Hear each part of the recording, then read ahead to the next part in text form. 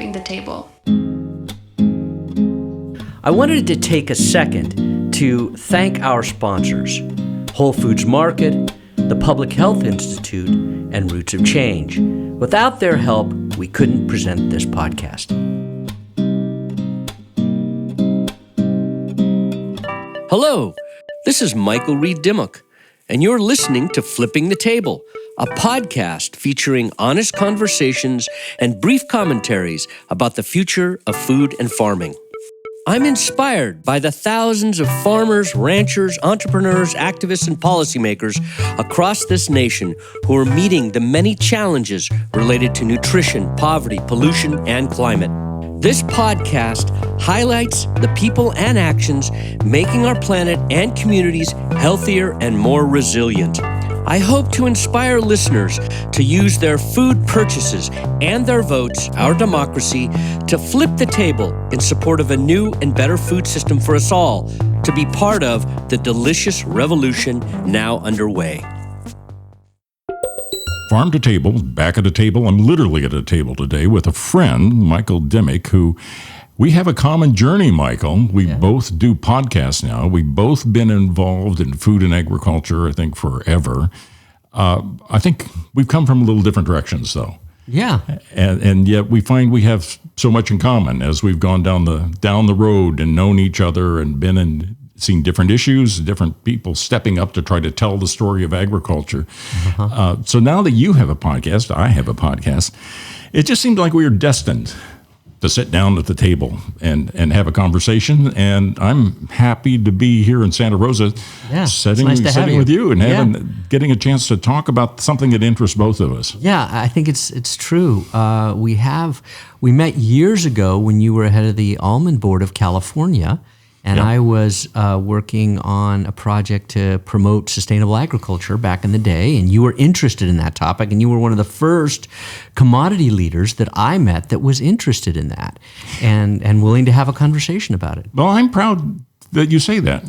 I was always happy when you come in and talk, and I know that there's a feeling among some in agriculture that the commodity checkoff programs are only there for the interest of the larger scale industrial commodity type of agriculture. And I always felt like that wasn't our job at Almonds. It was our job to try to represent everybody. But you knocked on a lot of doors. We knocked on a lot of doors. We did. But it was good. But the thing that struck me is that you wanted to have a conversation. You were open, and we had some meetings with your members, I remember, and that was a positive thing. But what always struck me is that I think it would be interesting for people to hear. You came from the Midwest, right? I did. You came out of the Midwest. I think it'd be interesting for people to hear your journey, how you got from where you were born and raised and how you got here. And then I could do the same, and then people could see, and then we could talk about how we view things now, and then maybe later we can talk about this new video out from the U.S. farmers and ranchers. Yeah, well, happy to do that. I think that I know in my case, I'm the first Wasson in my family to leave the farm. They came to the middle of Illinois in the 1840s when you could get 80 acres to get started in homestead, and were there for a long time. Somewhere along that line, though, when I was going through high school, I never really thought I'd be a farmer. I always liked farmers, and everybody I knew were either farmers or they lived in town, and then they worked for coal mines, and some of them went into Peoria and worked for Caterpillar. But when I went off to Illinois State, and as I graduated from Illinois State, I got a job right out of there at radio, which I've come back years later, it turns out, to be doing radio. It's because your voice, you got a great voice for radio. Thank you. Thank you. Well, anyway, I worked at this radio station. I was doing sales first, and then they said the farm show's open. And I said, well, okay, fine. Can I do that too? I'll do sales and I'll do the farm show. So I had 2 shows a day, one at noon for an hour, one at 6 in the morning for an hour, which, by the way, I never was awake at 6 in the morning. I taped them all the night before. But I just loved it.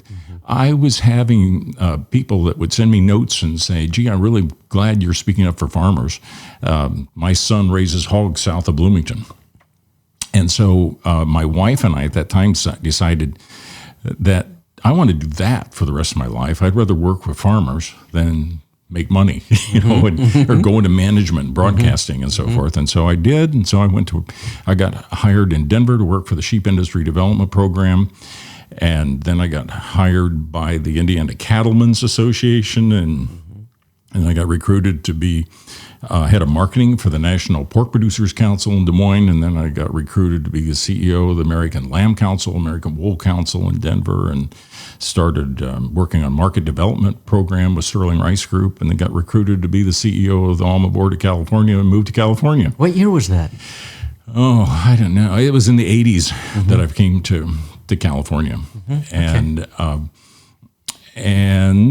so it's been good. And it was funny though, because in a way I thought I was making decisions that was taking me away from agriculture. But the thing that always struck me is I liked the people in agriculture. I liked farmers. I can't tell you the number of times that I've been out on the road and you go visit a farm and they want to show you their place and they say, oh, why don't you come in? Why don't you have supper with us tonight? Or, let's, and that kind of the hospitality, the decent, good people trying to do the right thing.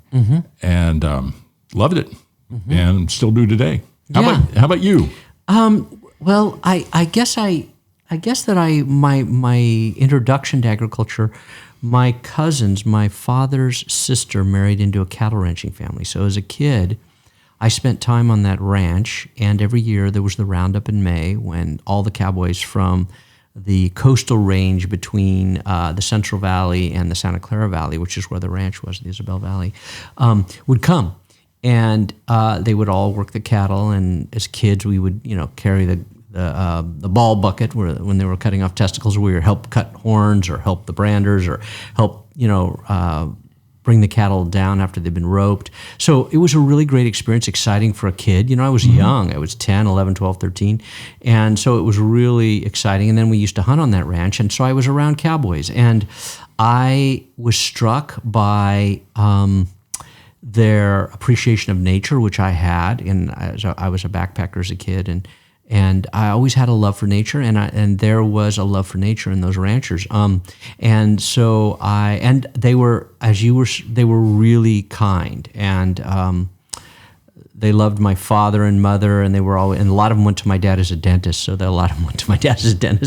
whenever I just was at a wedding, actually, my cousin's son just got married, and I saw people I hadn't seen 40 years or 30 years at the ranch, and they were asking about my parents. It was really nice. There is a warmth to them, to the ranching community that I knew. Yeah, and so you found opportunities then. Well, the jobs, actually, no. I went far away for a long time. I went to UCLA as an undergrad, studied history, and then I went to Columbia University and studied international affairs and worked in media. So I had a media thing too, because I was a consultant while in graduate school for different networks, and I worked for one of my advisors who worked for the CBS network, the anchor of CBS at the time. He was a Soviet consultant for them. So I studied the Soviet Union, but worked on documentaries and did news stuff and did translation and worked for the Discovery Channel. So I got into the media, and we actually won at that time the equivalent of an Academy Award for the cable industry at that time, called an ACE Award. And so I was really excited about that, and I thought I was going to go into that field, and then at the last minute, the crew that I wanted to work for at the Discovery Channel got moved out. So I came back to California, and I had studied Russian for many years, and I got called by a friend who was the executive vice president of a agribusiness company down the Central Valley that grew processing tomatoes, lemons, oranges for citrus concentrates and for fresh market.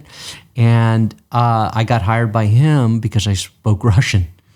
I never used it but one time, and it was so technical I couldn't even translate. But anyway, it got me into it, and I lived in the Central Valley on a beautiful citrus ranch right next to the first hills of the Sierra. And I realized after about 2 weeks of living on that ranch, where I was out jogging every morning, and there were bobcats, and I was like, I love this world. I love agriculture. Kind of brought back my childhood. And then I worked for him for a couple of years and then came back and started my own thing. Yeah. And your own thing is what were the kind of things you were doing? Yeah, so I came back, and it's one of those fateful moments. I I had moved here, and I was actually working because of my media background, I was working for Lucasfilm. I was doing PR for their THX division, which did sound systems, and I was not happy because I was commuting from Healdsburg down to the ranch in the hills of Skywalker Ranch, and it was a really hard commute.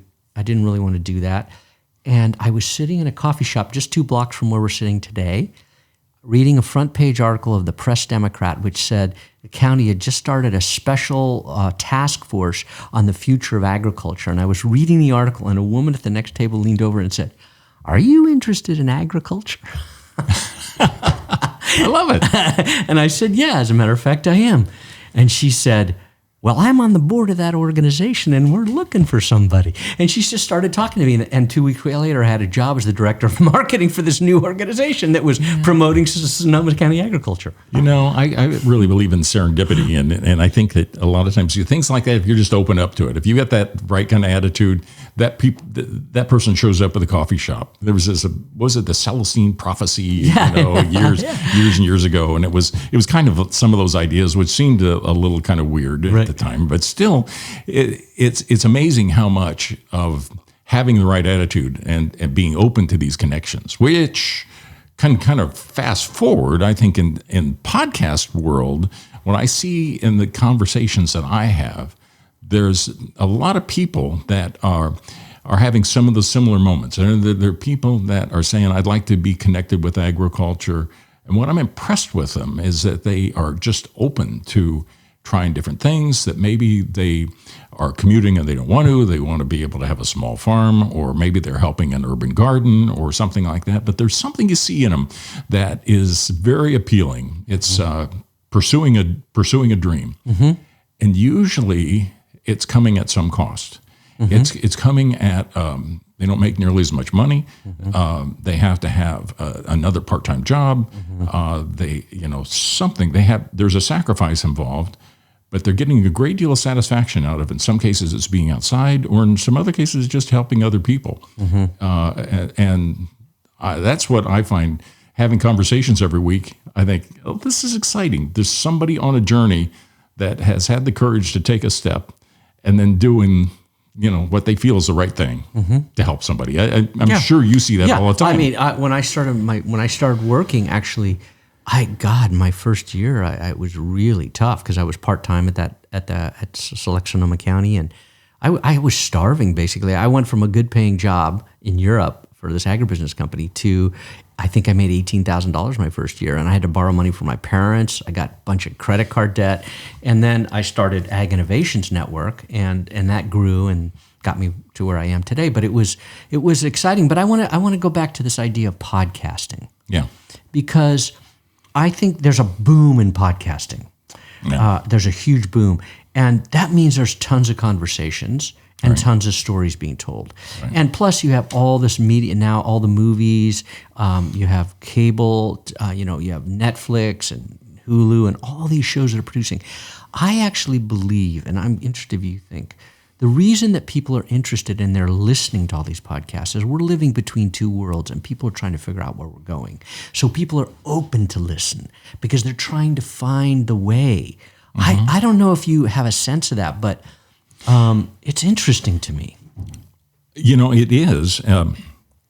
It's the field's getting awfully crowded. Yeah. And so I think that people like us that are doing a podcast, and that we don't have big budgets to be able to promote them. And that makes a big difference, because the thing I look at is that now there must be 1 million podcasts. There's several 100,000 anyway, and they've just been growing like crazy. The ones that show up the most are the ones that were affiliated with National Public Radio. Right. And so if you look at the top podcasts that have millions of listeners, it's almost taking their broadcast and then saving it that you can hear it later. And it's just another channel. Yeah, they've got studios, they've got engineers, they've got all this stuff. Diversifying, hopefully, the revenue someday. Yeah, and so it's, while it's refreshing to see more of these smaller podcasts get out there with individual conversations, it's harder to pop through the clutter. Yeah, absolutely. There are people I listen to that are saying, you know what, though, if you just have the right 1,000, Who is it that says that? Oh, the guy that established Wired magazine, Kevin Kelly, and he talks about that. He said, "Don't." And so does Seth Grogan. He talks about that too. Is you think about it in terms of not millions, but like we had one more person joining us at the table, and have a conversation that we find might be interesting, and whoever's listening in, they might find it interesting too. But I think there is that need. People can't find long form newspaper articles anymore that develop these ideas. What they do have is that they have time, unfortunately, in a long commute. Yep.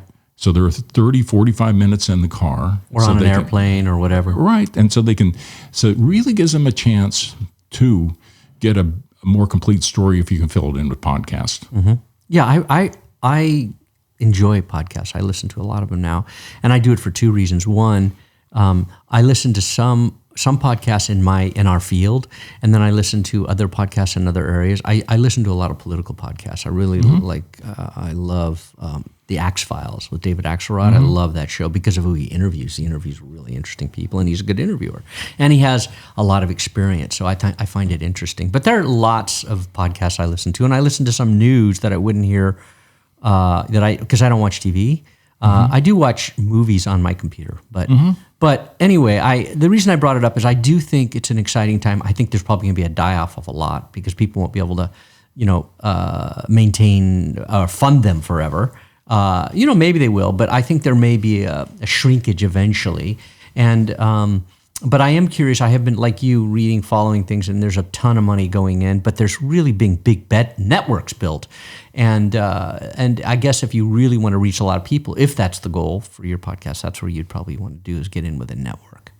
Well, I know I've looked at it, and actually we've had opportunities to join others. You have an opportunity to be a network. You and I could be a network. We can actually say, okay, we're going to link our two podcasts, and now we're a network. And I do think that the combination, you're able to get out and leverage something, when you get some more scale.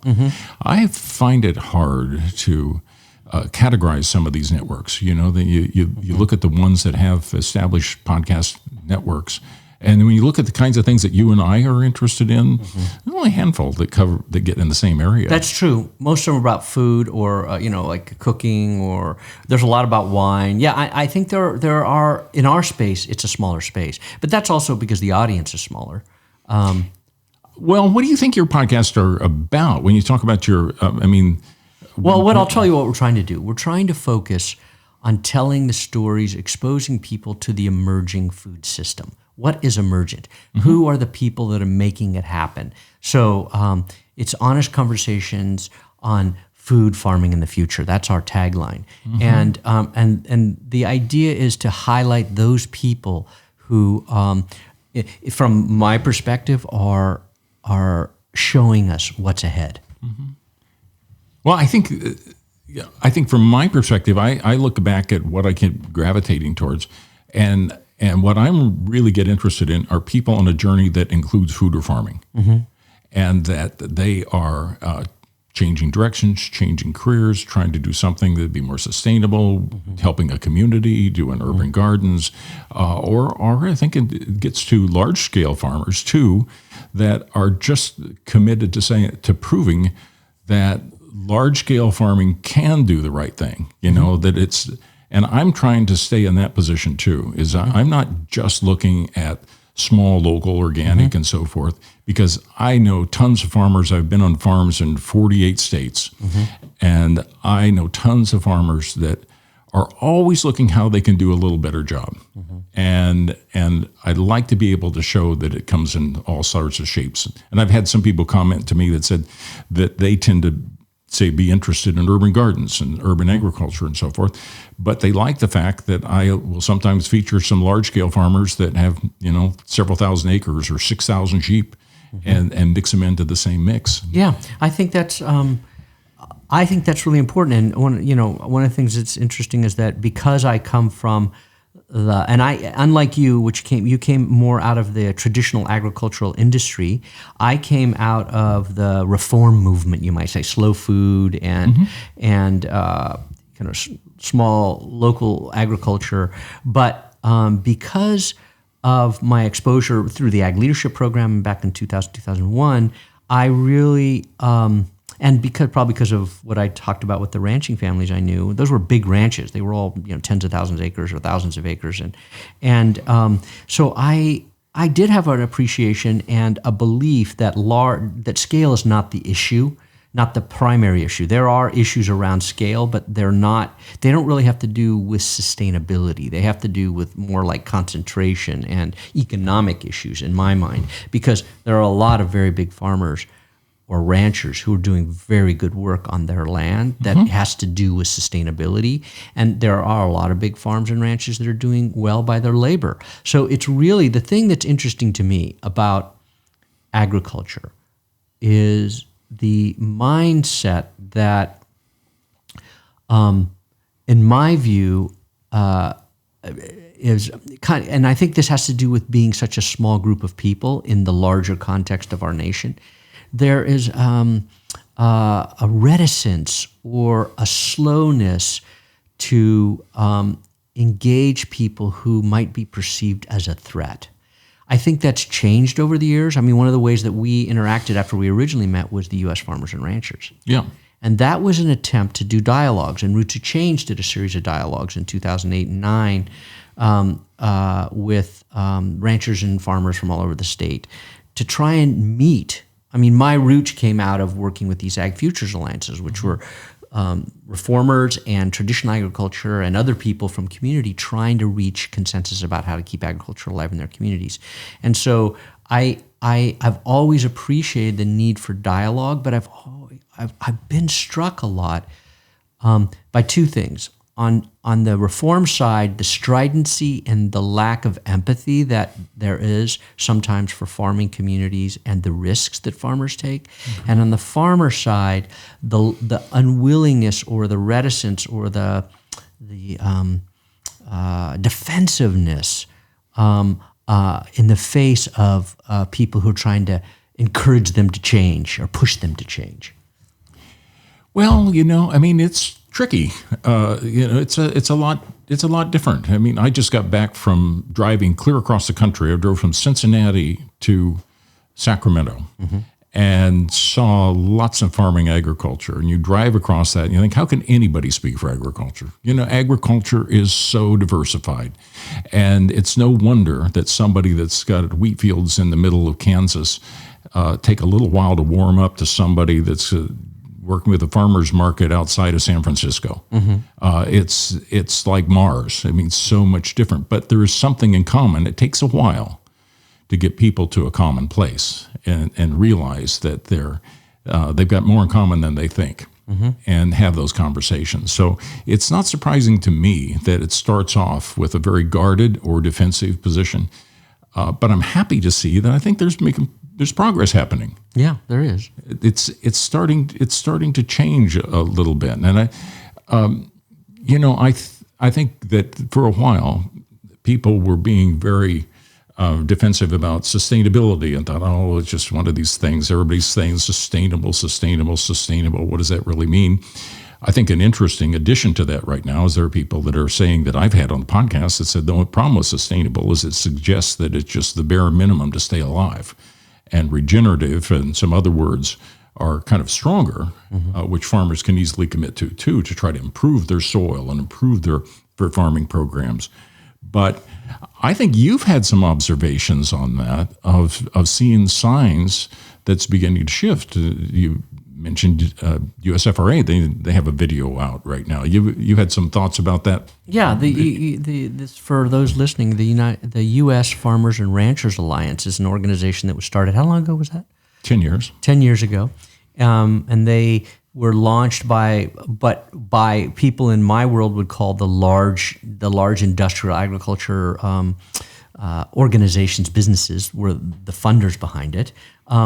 And so when they began, the goal was to have a series of conversations around the country to kind of build more support from the public And so I participated in those conversations because I think you invited me, and I did it because I'm always open for dialogue. A lot of people in my world criticized me for doing it because they thought I was just, not a shill, but I was being not an apologist, but I was cooperating in a certain sense. But I did it, and I did it because I did find value in it. I thought there were some good conversations. I also thought there was some people that weren't being totally honest from my perspective, but I had an open mind. And then it seemed to go away for a long time, the organization. I kind of lost contact with it. But it did lead to a series. I'm getting off track here, but I'll tell you why. It led to a series of invitations that I got over a series of years from the corn growers and the soy guys to go down to Arizona to the Cronkite School, where they were meeting with future reporters and Midwestern reporters, and they would do this seminar, and it was really about genetic engineering, and I was always invited as the critic of genetic engineering. But I actually found it fascinating because both with the students and with the reporters from the Midwest, I was able to find a place to meet and have very interesting conversations. And they said a lot of frank things to me about their concerns about Monsanto. And, it was interesting. It was an interesting experience for me because I saw it's not a monolith. There are a lot of people with shades of opinion. So recently, just 10 days ago, or so, the U.S. Farmers and Ranchers Alliance came back onto my radar screen because they put out this video. And the video tells the story of a rancher. Maybe it's 5 minutes long. Of a farmer. It's like 30 seasons, I think, is it? It's called, the title of it, 30 more harvests or 30 seasons left, which, interestingly enough, came out of a UN meeting a few months ago. Someone made a speech at that in which they said, we only have 30 harvests left to figure this out. And if we don't, agriculture is in deep trouble. So that was interesting to me that they used that same frame. And then the second thing was the story is of a farmer in Arizona who is going to sell his large farm because he can't make it anymore. There's not enough money. So he puts his farm up for sale. He and his wife and little baby head to the city and get in a hotel room. In the hotel room, he can't sleep. He goes into the lobby of the hotel, and on the TV and on the radio earlier, you heard a story too when he's driving, with news about how farmers can be a solution to climate change. He's sitting there watching this in this lobby of a hotel, and the hotel clerk says, God, I guess those farmers are, or something like this, I guess those farmers are superheroes. He looks at her kind of skeptically, but he has a change of mind, and he goes back to his room and says to his wife, we're going home. And then the story is about the fact, what I saw in that is that until now, I have seen big agriculture and agriculture interests in this country defining themselves as the people that are feeding the world. And that was kind of their niche, their place in the world, and it was also their defense against a lot of criticism. We are feeding the world. What I see now is they're positioning themselves to say, we are going to save the world. Or we're going to be part of saving the world. No one can save the world alone. We're going to be part of saving the world. I salute that. They have to be part of saving the world. I am all down for that, and I want to help them do that. And I have showed this video to many friends and talked to them about it. And my friends who are more, I would say, who have much more criticism of agriculture are very skeptical again. Because what they see is that big agriculture is lining itself up to get all of the subsidies that might emerge from a new government policy, and that the little guys will be left behind, or it won't really help promote sustainable agriculture. I think there's a lot of weaknesses in that argument, but I do understand their skepticism. Because, for instance, in California, a lot of the money is flowing to the big dairies, and a lot of programs that the small farmers care about don't get as much funding. So anyway, I talked for a long time. I'm curious about what you think. Well, it is a good video, a really good video, I thought, and it's an interesting. And people should look it up and watch it and come to their own conclusions. And I can see how some people are skeptical and saying, well, they'll say anything, they want to win us over, and so they're going to say what's popular. I don't believe that. I'm not that cynical myself. I think when you start sharing with everybody, even in industry, and say, okay, this is a reason that we have a good story to tell, and we can do a better and better job of dealing with carbon into the atmosphere and how we're sequestering carbon.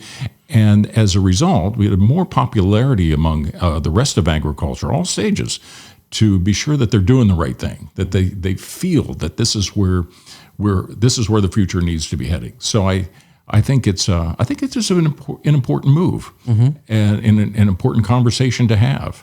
And I hope that we can have more conversations like this, Michael, too, where we bring those different views to the table. We'll have to do this again, add a couple more people to the table as we've done sometimes in the past, to show what we have in common. Because I really do think that you can find people that have a 3,000-acre farm in central Illinois doing corn and soybeans, or a 3-acre farm outside of Sacramento that are producing for the farmers market, and find they have a whole lot more in common than separate them. Yeah, I think that's true. I also think, and that there is a rightful criticism by folks around the fact that farmers get subsidized in the Midwest, their insurance particularly, or here there's a lot of, and that so they can farm in ways that are clearly not sustainable in the long term.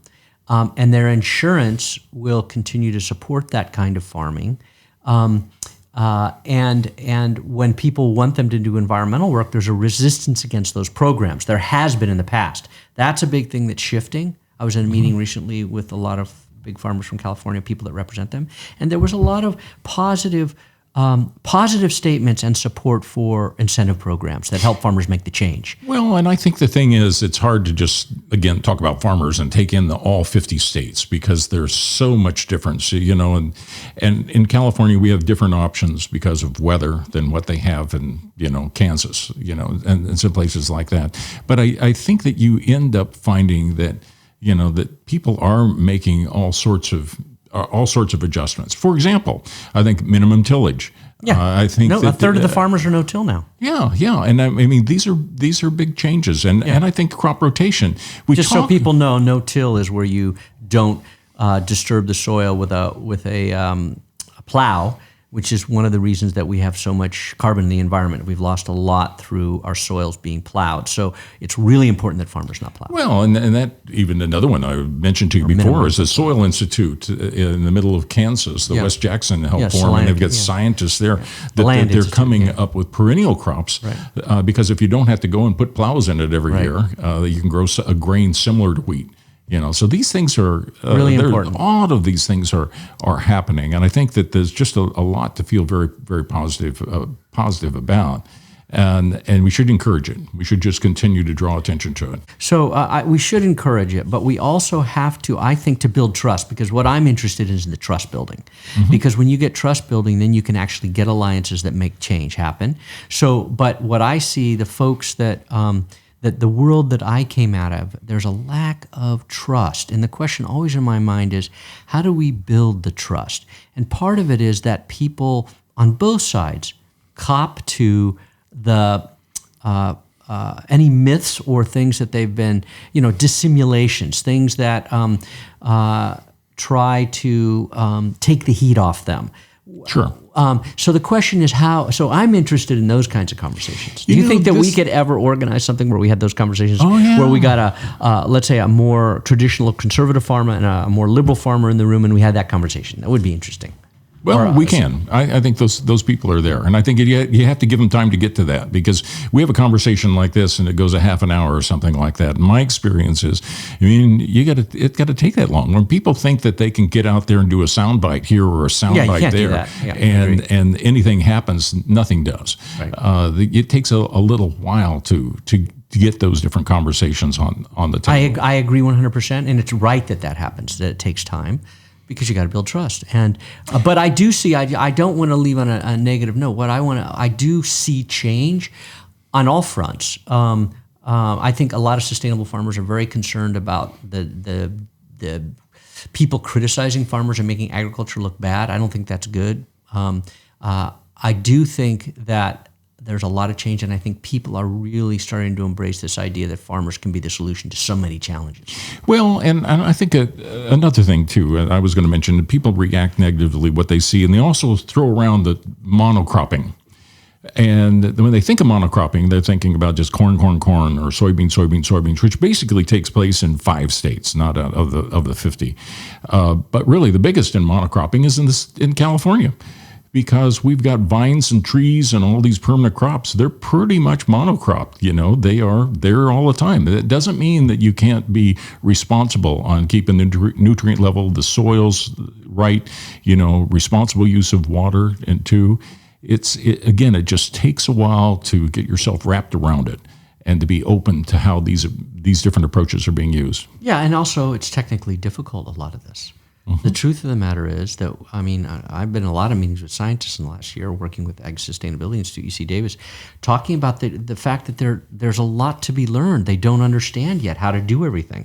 They know how to begin and they're on the road, but there's a lot that's not understood. And for instance, going back to almonds, where you started, the challenge of almonds, right now they basically have to denude the soil to grow their trees and to harvest, and that's a challenge because that isn't really sustainable in the long term. So, how do we deal with that? That's a technical challenge that hasn't been solved yet. Well, and I think some of the vineyards, they're looking at how they can grow things in the vineyrs right now to be able to get another crop and actually run sheep in too. Right. I see it here. And they do in Europe. So it's exciting. There's a lot of new things happening. Well, I feel. For Michael, this is great. Yeah. I think we need to do this again. We'll add a couple of people to join us the next time around. Yeah. But it's always good to sit down and talk with you, and there's more to go around. Yeah, there is. And thanks for coming to Santa Rosa. Next time, we'll come to Sacramento. Sure. Thanks. You have been listening to Flipping the Table, a podcast about food, farming, and the future.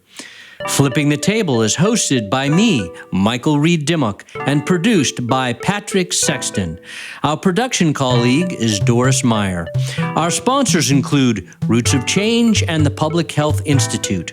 If you have questions, comments, suggestions, or would like to sponsor Flipping the Table, please email us at comments@fthetable.com. That's comments@fthetable.com. Thank you for listening.